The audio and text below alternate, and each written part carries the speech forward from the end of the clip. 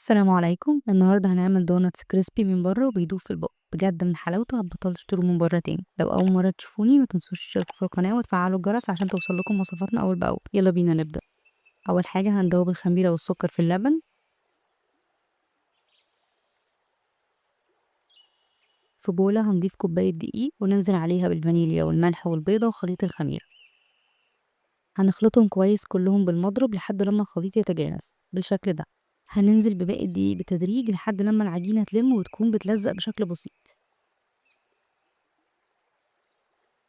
ولازم ننزل بالدقيق بتدريج لأن كل نوع دقيق بيشرب سوائل بشكل مختلف عن التاني.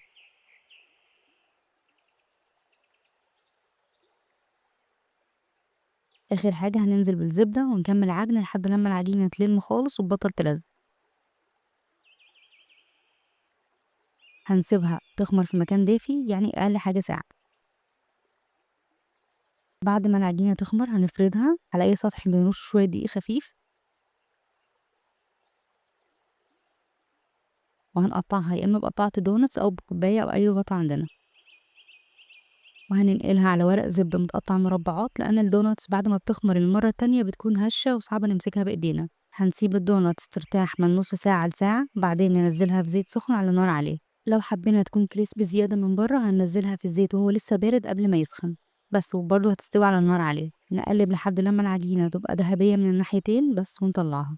تقدري تحشيها شوكولاتة زي ما أنا عملت أو ترشي عليها سكر بودر أو زي ما تحبي. جربيها وقولي لي رأيك في الكومنتات، ولو عجبتك الوصفة ما تنسيش اللايك والشير والاشتراك في القناة.